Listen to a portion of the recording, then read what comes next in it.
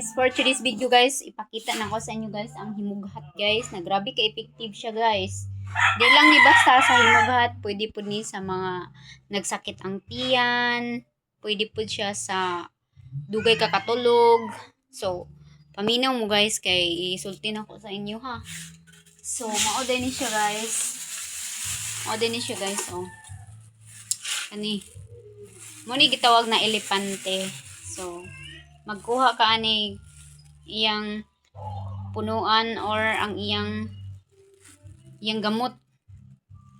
So, punuan ang gamot guys. May imong mag-init kag tubig tapos maningimo ni siyang pakuluan. So, pakuluan ni. Tambal ni sa bughat guys. Sakit sa ngipon, sakit sa tiyan, or mag-bloated imong tiyan. So, tambal ni siya guys. Daghan kay katambalan ani. Gitawag ni siya elepante. So, ang pag-inom ani guys, pwede ka minom ani tag isa ka baso a day. So, grabe day, maoray nakawala sa kong bughat day, nabughat man ko day oy. Tapos ni kuan ako apapangig din, ni sakit diri kay syempre anaka naman ta day. So dali tang bughat. So gusto kong i-share sa inyo kay basin na nga bughat na mo diha. Ani guys, ako na ni siyang gi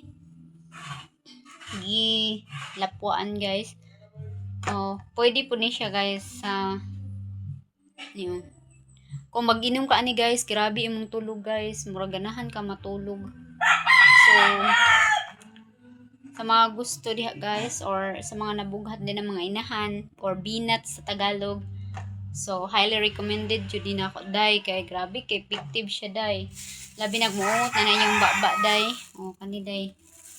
Elepante na siya day. So makuha ra ninyo, kaingon mog sagbot lang ni siya, kay makuha ra ninyo siya sa mga kasagbutan kay naana siya dito. So makuha lang na ninyo siya dito. So ang bahado ninyo ana, lat-an na ninyo tapos ang iyang sabaw. Mo na inyong imnon day. Kung nabughat manggaling mo na imnon niyo. So kani mao ni siya. Kung nabughat mo diha day, pwede po din ninyo i-research sa Facebook or sa Google kung unsa jud mga benefits ani day. So ang benefits jud ani day, kuan jud siya day, kaning daghan jud siya kaayuhan. Pwede po di makawala og hilanat o sakit sa tiyan, panuhot, or binat, basta binang nabughat mo, kanilang inyong imnon, kay grabe ka effective.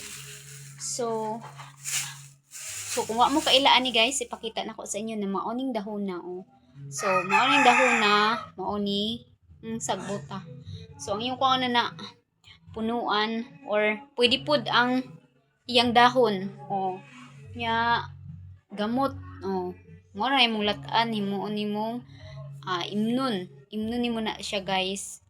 So kung nakatabang aning na video sa inyo guys, paki-share sa atong videos guys, kay basin unyag daghan pag nagkinahanglan diha para sa tambal sa bughat, makatabang pud mo.